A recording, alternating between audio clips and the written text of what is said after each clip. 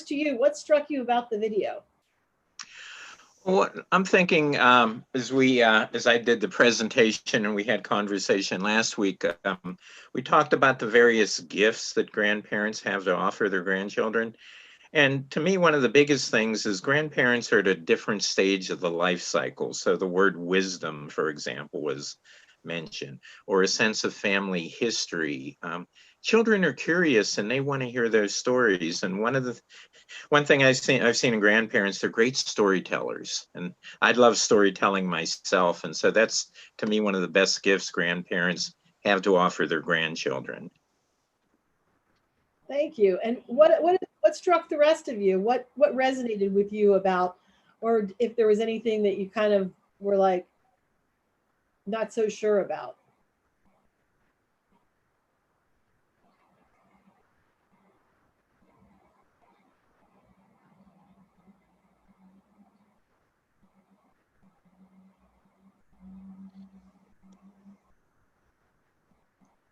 Sherry says, I love spending time with my grandchildren. Playing with a 4-year-old keeps my imagination young. The chance to re-experience our own childhood in many cases. What struck me was also that when they were talking about unconditional love and support, Elda says, transmitting faith was another thing that I picked up from this video that we didn't talk about before. But that, and also like the value of grandparents, not only like for the grandparents' role with the grandchildren being positive for parents as well. Sherry says, on wisdom and stories. Yes, Anna says, truths about investing in grandparents, guidance and values. Love grandparents want a good direction for them. Good observations. Awesome. Well, that's our warm up. And we really do need hands raised and participation, because this is a completely interactive webinar. So we need all of you. Let's go to the next slide. And the first question that came in the chat last week was, what do you do when your grandchild wants to tell you a secret? How do you decide whether to keep it confidential or not? So we just, this is kind of a little bit of a fun one about secrets that kids have. And while you're listening to this, you can also be thinking about, what do you do when your grandchild wants to tell you a secret? And how do you decide whether to keep it confidential or not? So Dee, I think it starts at like 34 seconds. Tell me a secret.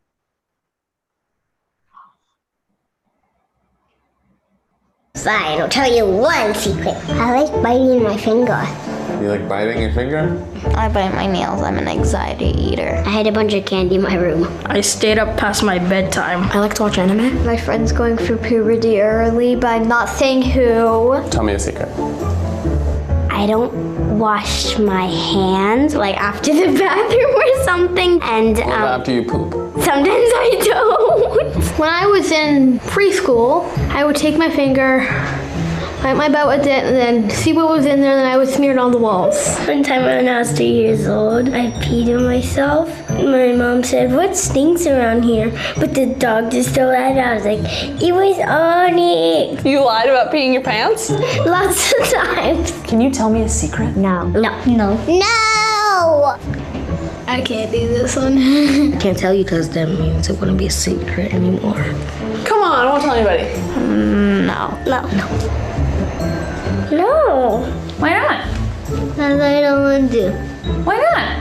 Hey, knock it off. What's wrong with sharing secrets? It's bad. Oh, why is it bad? I don't want to be mean. Oh, and are secrets always mean? If they're mine, then yes. What's a secret? It's something you tell somebody and say don't tell anybody else. Do your friends tell you secrets? Mm-hmm. And do you hold on to them pretty good? Yeah, yes, I guess so. If I told you a secret, can I trust you to keep it? Probably, maybe. It matters how big the secret is. Your mom says you can't keep a secret. Hey, I can too. You can? Sort of. Tell me a secret. I know, this is huge. This is a huge moment. The secret is a go in the bathroom every night when my families are sleeping and take a bath in the toilet. Well, now your mom knows, so she's gonna stop you from doing that, so. Yeah, but you need to add security camera so you know I'm white. I stole a toy car from my preschool. My cousin. Well, finally, I don't know what happened to Dee. We were not going to watch that long of that video, but hopefully you have some things to say about this.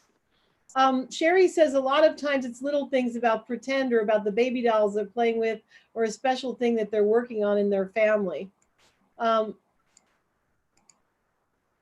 What is your experience with grandchildren and secrets? And how do you decide whether to keep it confidential or not? What are the issues this question raises for you? Looking at Sherry's here, so we don't keep a lot of secrets because we're a pretty open family. Nice.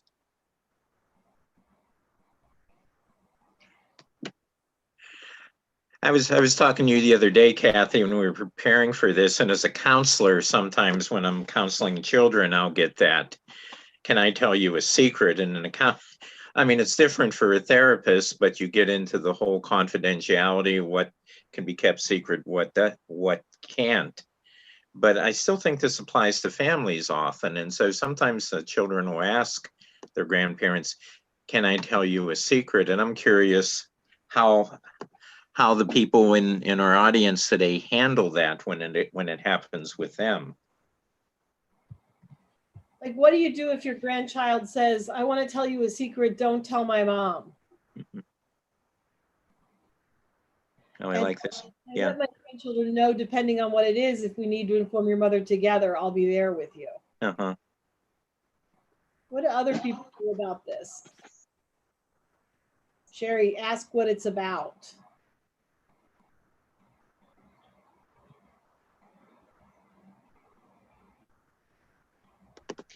And certainly the whole issue of trust comes into play too. And if they start telling us a secret, then we disclose it, then the trust is damaged. So it's, to me, it's real important how we handle that. You know, when the child says, can I tell you a secret?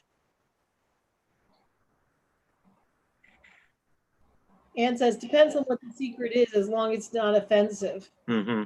I've been in that situation too, where I feel like I can actually help. It's actually helpful for me to keep the secret with the child and work on the issue with the child. It's more important that happened than that I tell the secret, you know. But I've also had the parent be upset. Mm-hmm. It comes out that I've known for a long time, you know, and they haven't known until recently. So it does have sometimes some negative repercussions with the relationship with the adults. Right. I can remember as a child one time I told my grandfather something that I was planning on doing, but looking back, it would have been dangerous. And he, in no uncertain terms, said, I will not do that.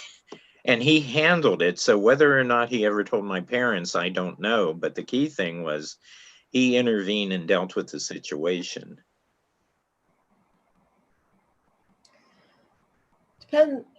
So what do other people think about this question? Anybody want to raise their hand?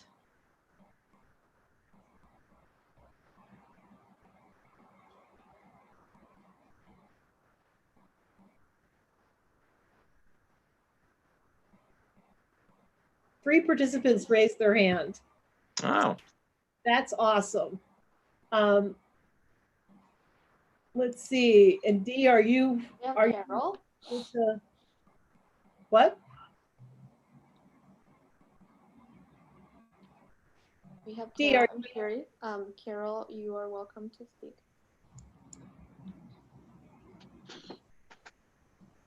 Or Carolyn, I wasn't able to see. Oh, hi, I'm Carolina. Hi. My English is my second language, but I would like to talk about, I'm not a grandma. I work with families that sometimes grandpas are the one that they are taking care of the children. Mm-hmm. But for me, is the connotation that the word secret have in the society, you know? We kind of train children to don't trust in anybody because for all the events that happen, you know, with the sexual assault, all that kind of stuff. But I think that we need to talk about what is a secret when you were talking about the trust, you know. Children are, like I always said, like little humans, you know, and they have their own issues and their own trust issues. Sometimes parents they cannot share everything with the parents because sometimes parents are overwhelmed with a lot of situations, you know. And I think that is when the grandpas or grandmas can take advantage of that. Like you were saying that your grandpa told you, like advised you in a way that it could be very, very aggressive, very kind of dangerous to do it. I think, like we talk about wisdom, we need to trust in grandma and grandpas and kind of deal with that secret in the best way. But it is not a big issue. It's not going to be dangerous. Why not keep secrets with Sure. with the grandpas, because I think that is a connection there. Yeah. And I think that we don't need to kind of disappoint the children that they cannot trust in anybody. And that's why they are going to look for that trust outside of the family. Thank And you. That's awesome. I think okay, I was just going to say real quickly, and I think sometimes the reality is that sometimes the child might feel more comfortable discussing an issue with somebody other than the parent. And in many cases, that is the grandparent. I think that's what Carolina was saying. Right, Yeah. right, So exactly. Sherry's next. So can we allow Sherry to talk?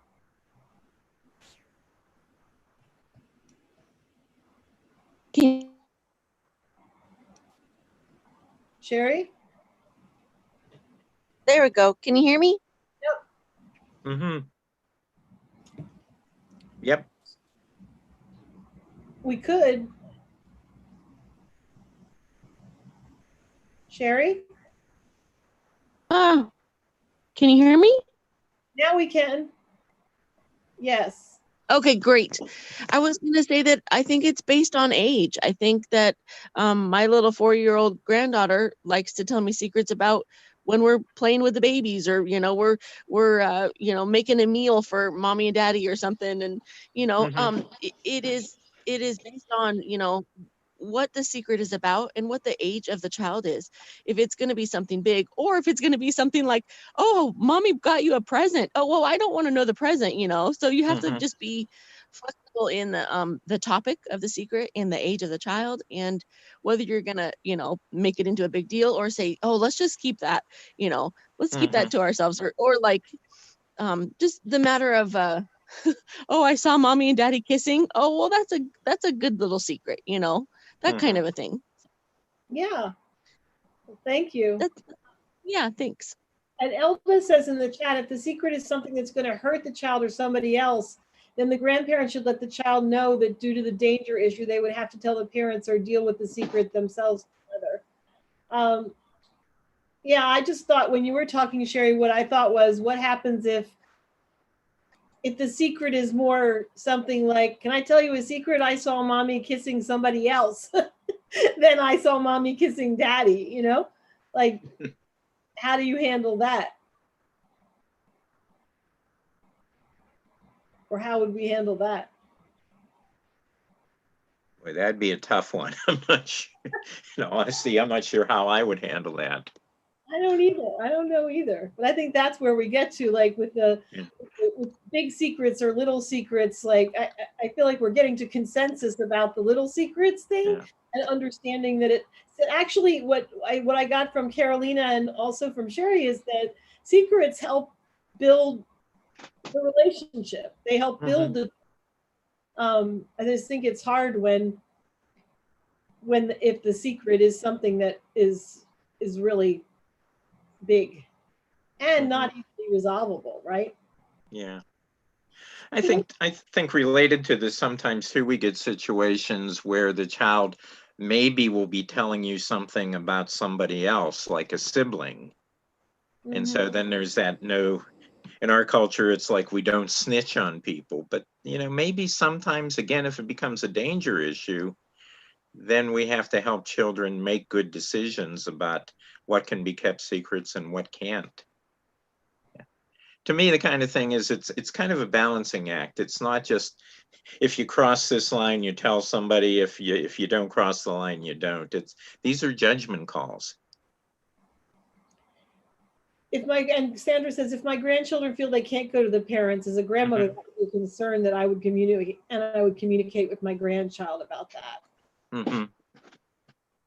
And maybe I've also done the thing where you communicate with the parents about that without necessarily telling them directly about but I'm noticing, just kind of indirectly.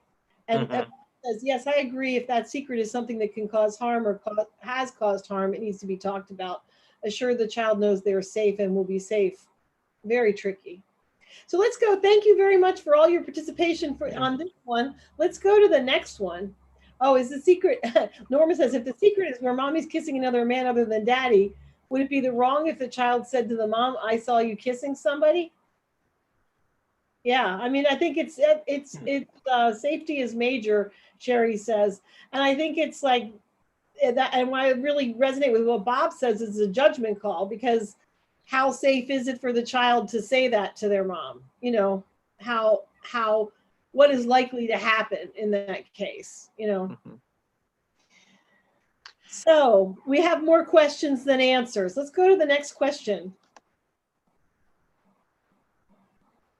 This is a kind of a heavy one, which is how do you deal with it when it's on the issue of grandparent alienation, which is a very big issue and theme, which when I was looking on the internet about it, it's actually considered elder abuse, but it's when, and the video is very short and it's just, you have to read real fast. But question is, how do you deal with it when your children restrict access to your grandchildren, or when your children won't let you see your grandchildren? So let's go with the video, Dee, please.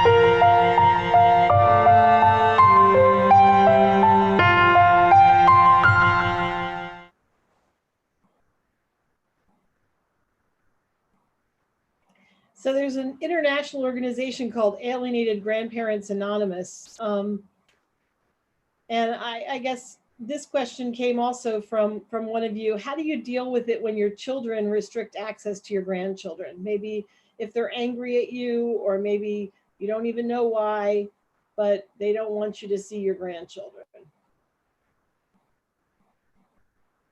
And I think we're looking for some raised hands. If anybody has had this situation or worked with a family that had this situation, how did it get resolved?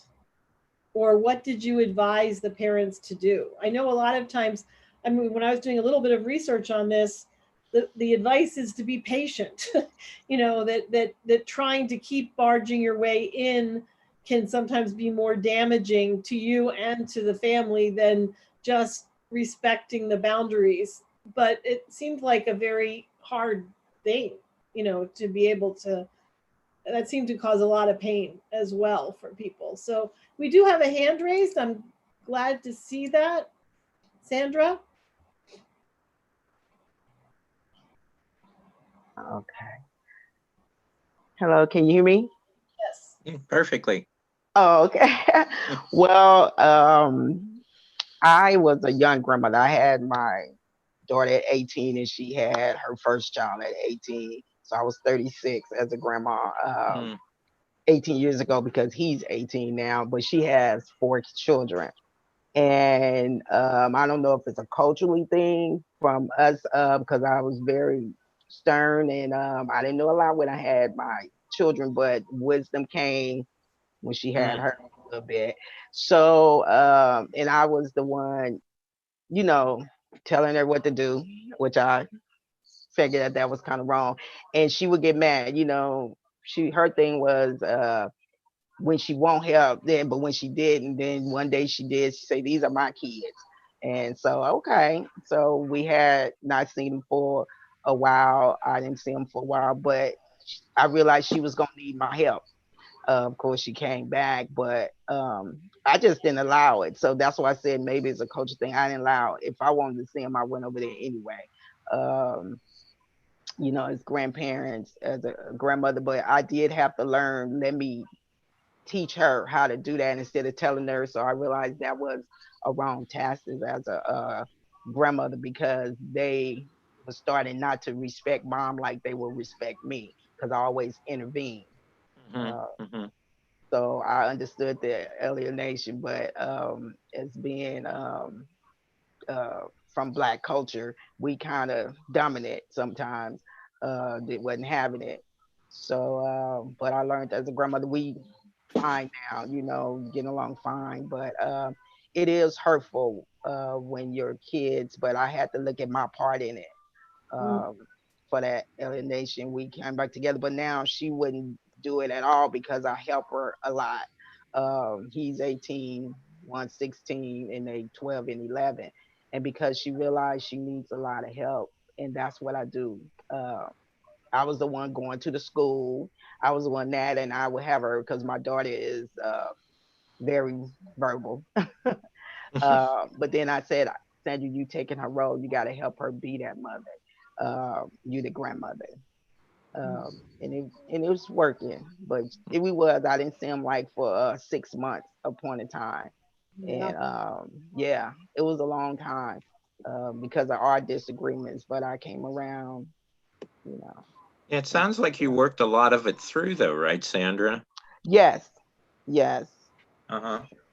And you said, what, you have 4 grandchildren? Did I get that right? Or I have 5, but my daughter has 4, and I have a son that has 1, but I don't really see my son's daughter. And she's 12, for my son. I don't see her that much, but it's not an alienation because the mom keep moving and I don't never know where she's at. Okay, whole different circumstances. Yeah, whole different circumstances, but it's not an alienation. But with my daughter, yeah, we went through a lot, but I couldn't, even the first question, I couldn't, she just allowed a lot of help because like you said, we wisdom, and sometimes we as grandparents, what we didn't do with our children because I didn't know or whatever, I was a young mom, we learned to do with our grandchildren.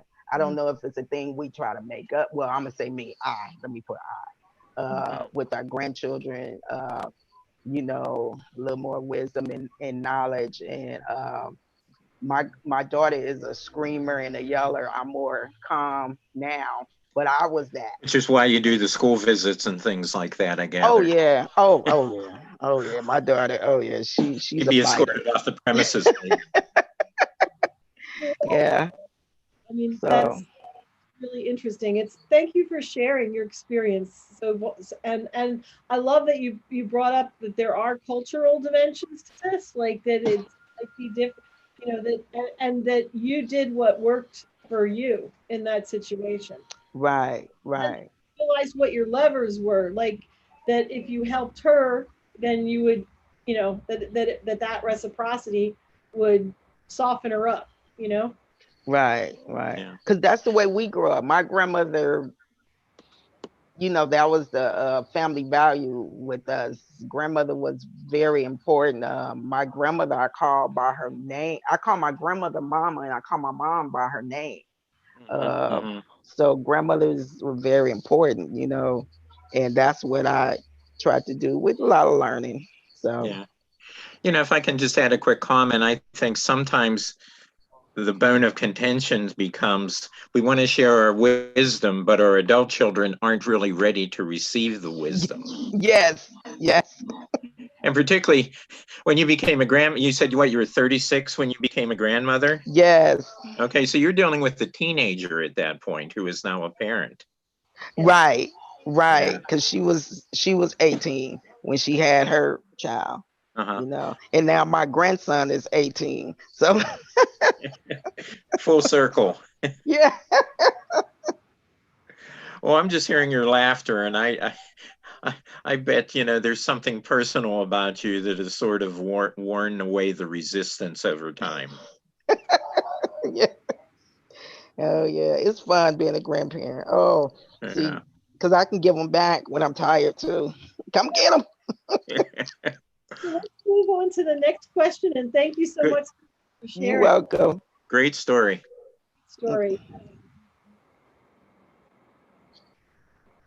Next slide. Oh, money. This is another question. Okay, so this was another question that came out of the chat. What do we think about? So the question is about financial assistance and helping our adult children financially. And I found this video, which is kind of like says, this is what you should do, this is what you shouldn't do. And I thought we could think about, what do we think about this advice? How do we feel about helping our adult children financially? How do you decide how much to help and what are the terms? So I'm not presenting this, I just want to be clear, I'm not presenting this as the rules. I'm presenting it as, this is what somebody says the rules should be. What do we think about it?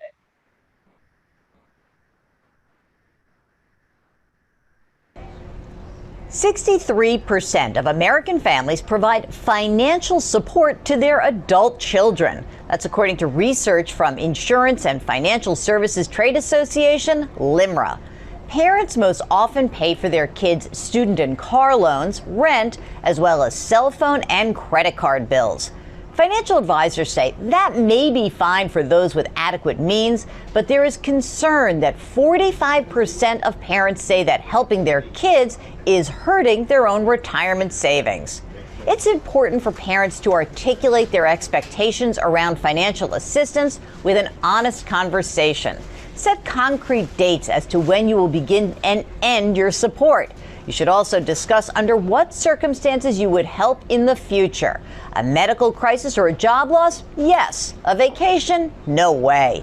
Plan to have monthly check-ins on your kids' progress, which potentially could accelerate the timeline. The agreement should be in writing, it should be specific, and both sides need to stick to it. Financial independence is a marker of adulthood. Your help and generosity should prevent it from becoming an unhealthy dependency. In New York, I'm Jill Schlesinger. Lots of shoulds there. Lots of shoulds there. And I'm just wondering, in your lives or in our lives, how do we deal with money and our adult kids? My son is not a parent yet, but we went through the stage. He's now going to be 35. But he just recently went off the cell phone contract we had, and we were known to buy him a car, after he got married, things like that. For us, it became, the support stopped when both my wife and I went on fixed incomes. While I was working and had extra money, we were more free with support. Now, we can't hurt ourselves, so we have limited it. But I'm curious how other people have made those decisions.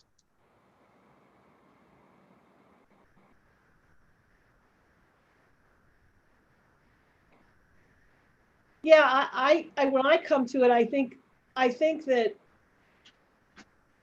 it's very common to think about financial independence is the marker of adulthood, and everyone should be on their own, and every nuclear family should be responsible for itself. But I think that's only one way of doing family. I think that there are also ways where family members can be interdependent for longer periods of time. And that, you know, they can give to maybe this is an ideal world. Maybe nobody lives in this world except me. But I think like, okay, if I give while it's not about me like having my retirement account. It's about my children taking care of me when I need help later on.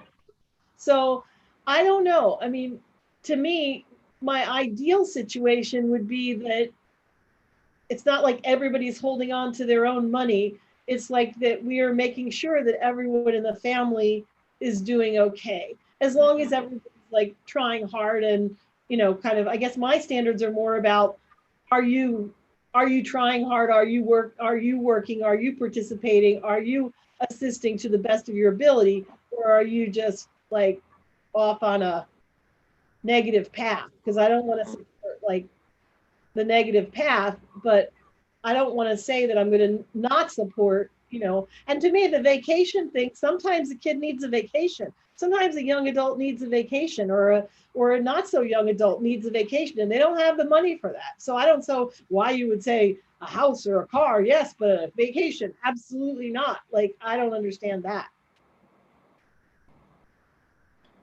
And Yvonne says, financially, we work together if needed something extra, but my girls are very money smart and I taught them that early. Great, yeah. Great.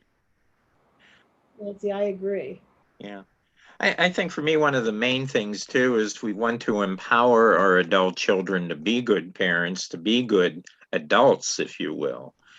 And we want to be careful not to make them dependent and enable them to do behaviors that are like blowing all their money and things like that. So again, these are not, for me, not hard, fast decisions, but looking at the circumstances. Yes, yes, yes. Okay. So who would like to raise their hand and tell us a story about finances and your children and how you decided how to help, how much to help, when not to help?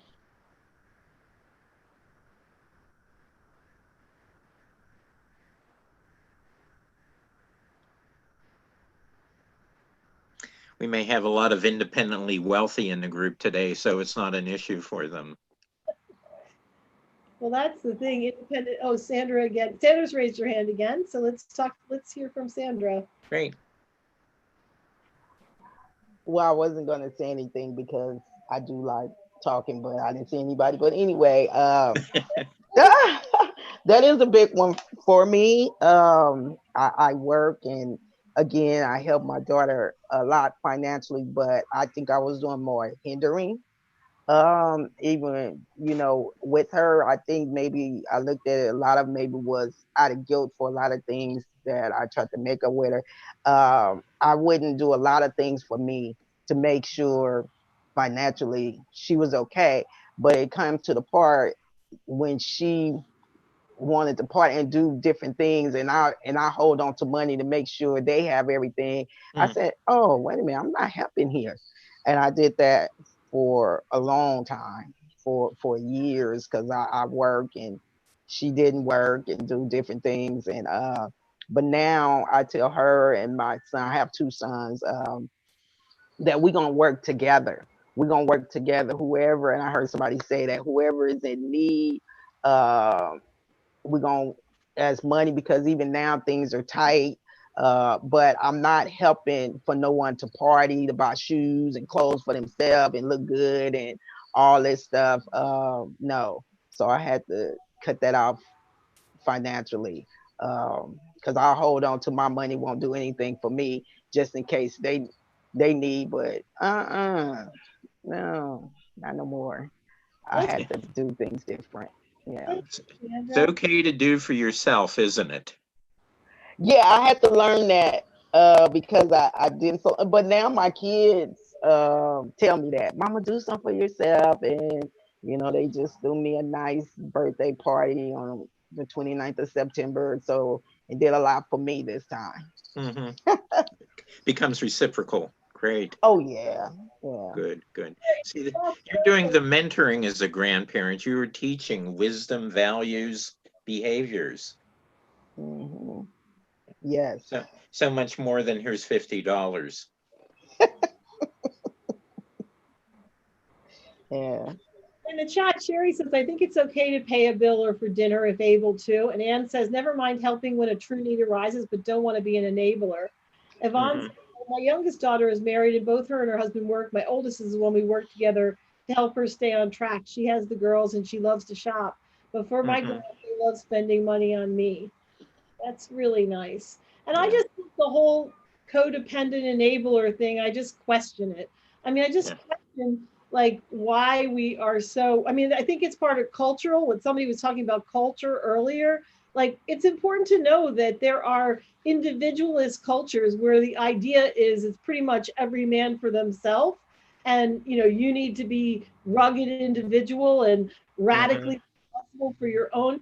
And then there are collectivist cultures where it's about us, you know, and it's about the family unit, and it's about, you know, it's about sharing and resources. So I think there's a lot of people's values. I think values always come into the money situation. And, and I think it is a cultural thing too.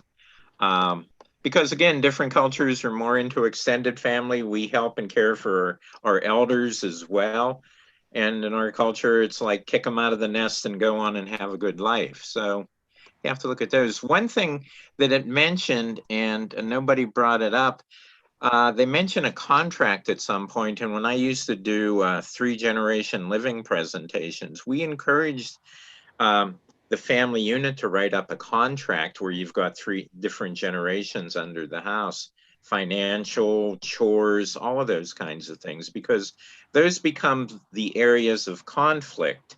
And so the more you can be proactive, the better the relationship is. Some people don't like it because it sounds so business-like, but that did not work at all for me. Like when I tried to make it like a contract versus talking about my feelings about it and my expectations, that worked a lot better than writing it down. It wasn't, I mean, only writing it down so that we could get clear on it. Like sometimes I would do it on the like a flip chart paper to try to get what we were agreeing to down.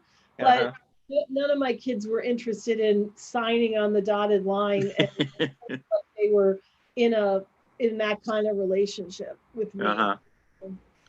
But it's interesting. Everybody does family differently, and exactly. Its part really does hit very close to our values and what we want to teach and what we want to be the relationship. So let's go to the next slide and the next issue. And I'm sure even if you're not talking, you're probably thinking about these things, right? And as we're raising them, thinking, and maybe you'll have lots of food for thought and aha moments later. In cafes, we always say participation is not just speaking. It's sometimes just being there and observing and listening and letting yourself have the time to be able to reflect. So this was another question that came in the chat. What is your experience parenting while your children are incarcerated or child welfare is involved? And here's a Sesame. Bob, do you want to introduce the video? Because this was over the years, I mean, I've done prison programs and working with inmates who are parents and their families on the outside. So they're always looking for resources, staying connected, and questions come up like, okay, so what's my role here? So the whole incarceration thing is a presentation of itself, but a lot of times grandparents become that safety network when one of their adult children is incarcerated, and they step in and sometimes even in the parental role for their grandchildren. So this is a clip from, it's a series Sesame Street puts out. It's called Little Children, Big Challenges, and they have all kind of topics, divorce, this, that, but one of them is incarceration. So they have a nice DVD and a storybook to share with children. So I thought might be worthwhile to take a peek at just a short scene from the DVD. Bob, you were talking about how sometimes like people don't know how to talk about things that are embarrassing, you know, or things that are right, that when you ask how do you talk about incarceration, they say we just don't. how do you explain it? And then questions come up. Should I take the children to visit their mother or father in jail? And I know with pandemic, that's not even happening right now. They're doing more virtual visitation. But questions like that come up. And I've had parents that, grandparents, I've asked them and said, so how did you talk to the children about their mother or father's incarceration? I've actually had grandparents told me the children don't know. One grandmother said that the grandchild thinks that his mother is away at college. Another one just, I can't remember what the story was, but they didn't even share that their parents were incarcerated. And I guess my thought on that, there were a few things I tried to keep from my son growing up, and he found out about them as an adult, and it was a hardship on the relationship. So I think grandchildren are deserving of the truth. So hope I answered that. I felt like I was going all over the place. Yeah, no, I mean, I think that's the point. And so the Sesame Street video helps us think about or see how people can talk about incarceration and kind of normalize it, or at least, have it be something that's not tremendously humiliating. And there's a ton of storybooks out there, video clips, things like that, that you can sort of sit down with the grandchild, watch it, read them the story, and then have the conversation. Let's watch the video. Little children? Big challenges. Incarceration. My dad's in jail. Why? I don't like to talk about it. Most people don't understand. Actually, I do understand what you're going through. When I was about your age, my dad was incarcerated too. He was? Wait, what's carcerated? And why was your dad in it? Incarcerated is when someone breaks the law, a grown-up rule, and then they have to go to jail or prison. And your dad was incarcerated? Yes, he was in prison. So I know how hard it can be, Alex. Yeah, it is hard. You're not alone. I've been there too. Many children have. Many are like you. Mom writes me letters almost every day, and Dad leaves them in my room to read when I get home from school. I miss her a lot. It's hard not to be able to touch or hug each other, but Daddy blows me a kiss. I tell him I'll save it for later. I wish Daddy could come with us, but this is where he has to be because he broke a law. How long have you and your mom been apart? A few years. A few years. What's hard about it? Like, what's the hardest part of it? When I'm traveling and then I see children with their mothers and playing and everything. And I just wonder how it feels to be like that. Look around. So that gives you a little taste of it. And again, there's a nice little storybook that goes with it. And I found it very useful in working with families.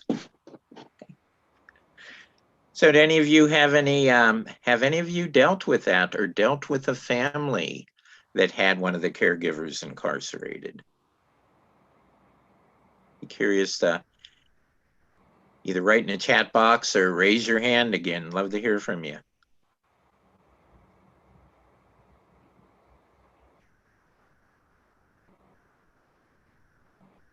We have a hand raised. Sandra? Yes, it's me again. Well, I do trainings. Anyway, my son is incarcerated, the one that has the child.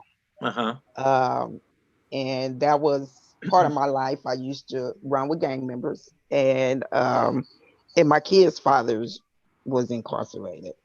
And I talk about it now, but because that's what I do. I do speaking engagements and stuff. And it's hard. It's hard on my granddaughter, the one I talk about, don't see. But actually, because it was all part of my life forever, we didn't look at it as nothing, but it's a lot my kids went through. And basically my son was affected, which fell into his dad's footsteps and what he did, and he got incarcerated as a gang member. And now he's having a hard time because his daughter is truly being affected. She ran away when she was 9. Um, and I do take her to go see him at times, and it's hard. It's hard on him, and of course, very hard on her. And we talk about it, and the mom, she's allowing that. But since COVID hit, we of course haven't been able to do that. He talks to her all the time. He really helps her a lot because the mom, she's not having a good time with the mom situation. So he's the one try to keep in contact with her. And that's when I say when she move around and the phone number change and he can't, she really goes through with the mom and he calms her down on the phone. Thank you. But it's tough on her. Yes. Sharing, Sandra. They have something, I don't know if you ever heard of it, Sandra. It's called the ACEs, ACES. It stands for Adverse Childhood Experiences. They use this with children to identify trauma. And one of the questions they ask is, have you had a parent or caregiver who was incarcerated? So it does traumatize children. Right. And I will say, working, a lot of my focus was working on parents who were in jail. I met some of the most wonderful people who were spending time in prison. Mm-hmm.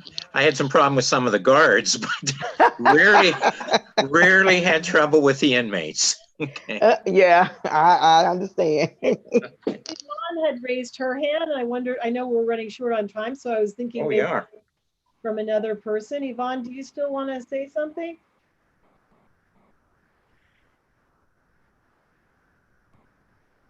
Yes, Yvonne's got her hand raised. So you can talk now, Yvonne.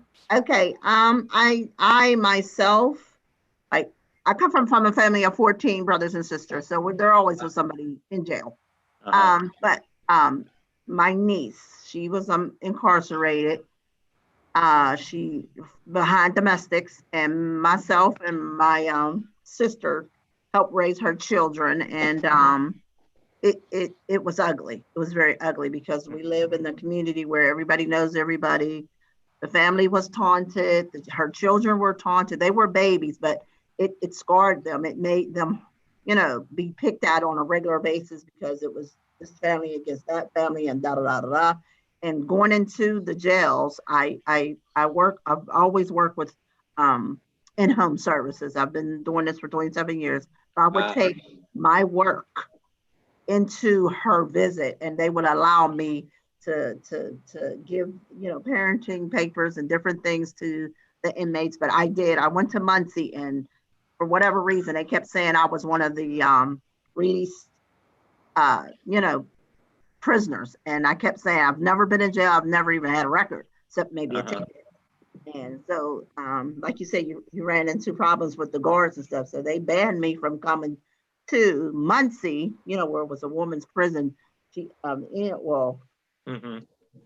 she ended up going up to Somerset, where I was able to have that connection with herself and take her children and make other women there, because it was an all women's prison up in Somerset, and to be able to give them that.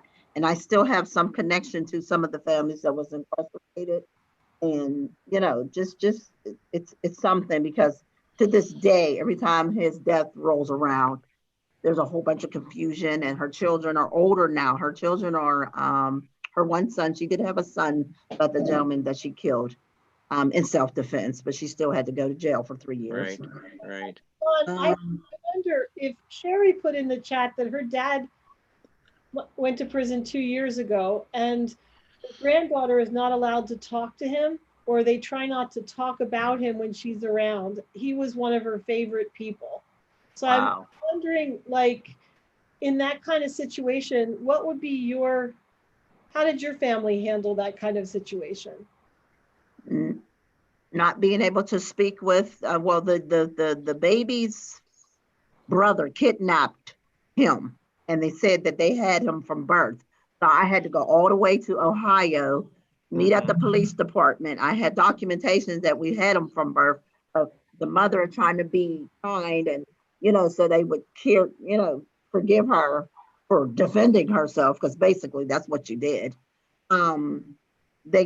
She left her WIC stuff in that bag, and they kidnapped the baby. So we had to go all the way up there to get the baby, proof that we had the baby from birth, and da da da da. But it has grown to the point where, we see relatives because we're connected somehow, some way, even down the line with other family members having children in that family. So it's tricky, but you just keep doing what you got to do, and to ensure in the children that it was not their fault. They're not at fault for anything. Adults did what they did, and it took a toll on her children. They were boys, so they were teased, and their mother still to this day is called a murderer, and it's hard, but you keep going. And I tried to instill in her, even once she got out, she ended up meeting a gentleman and making another baby, and but working and just trying to get back on her feet, getting back into the world with her children. And they did well, but they have that heart in them. It's in them because people picked and called names, and they get labeled, right? Yeah. Yes. Yeah. I think one of the most important things is the children. One of the questions they never ask is why be cared for, and it sounds like you sure jumped in there and did what you needed to. And there's a whole issue of, like in the Sesame Street video, when they're talking about, when adults do something wrong, then they have to go to prison.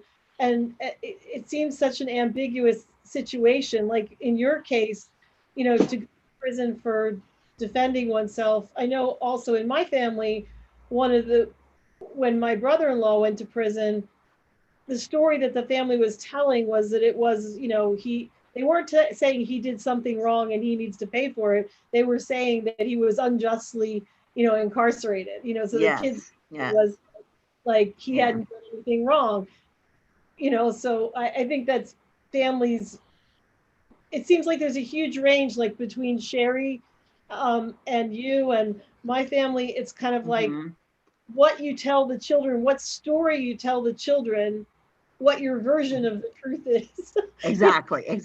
And like I said, they were young, when they made their one son, and we tried to figure out what was going on. She was wearing sweaters. She wasn't allowed out like she was, and here all the time, she was being abused. Wow. And then that one night they were sleeping. She was sleeping, and he went to her home and kicked the door in and pulled a knife out on her, and she got the knife, and he ended up on the other end. So it just was ugly. It was just ugly because I helped raise that young man, and he had a hardship in his heart for women, period. He looked at women as whores. Excuse my French. But that's the upbringing that he had, that made him hard like he was. So, but he was when you sat down and talked with him, he was a nice young man, just trying to keep him encouraged and not to think, because what his mother went through, that all women are the same way. Just trying to be that support for him, and to have to try to save his life on that sidewalk that night, because I was there when it all went down. That was horrible. That was horrible. Major trauma. And thank you for being so vulnerable and sharing your experience. We're getting really close to the end time, so I'm going to need to go on to the next slide. And basically, we had a fun one that we were going to end with, which is about technology gap, but I don't think we have time for this video. It's a T-Mobile video, and it kind of shows, it's really funny if you can find it on the web. It shows grandparents showing their grandchildren old technology, and then the young children, and then the teenagers showing their grandparents the new technology. So it's kind of a fun video. So encourage you to find it and think about this, and maybe next time, as it's almost 1 o'clock. Next slide, Dee. Want to invite everybody to come back tomorrow. Want to thank you all for your participation today. And tomorrow, Tracy's going to be doing an art class with kids. So art for everyone, collaborating with children to create. And then Alexandra and I on Friday are going to have another conversation about children's challenging behavior in the 5 love languages. If you're going to come to that one, find your love language before you come. And that's easy. The link is in the Zoom registration. And then you can see what we're doing next week. Let's go to the next slide.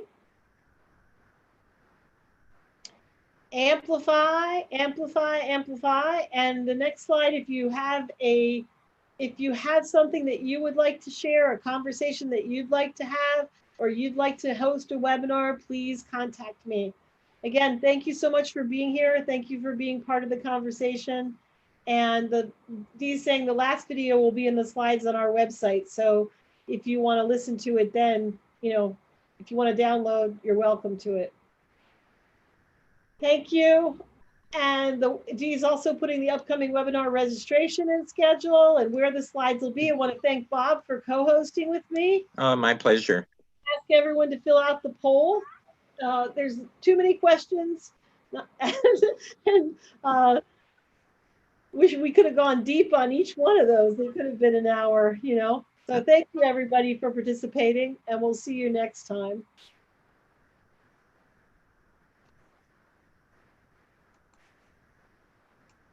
Awesome.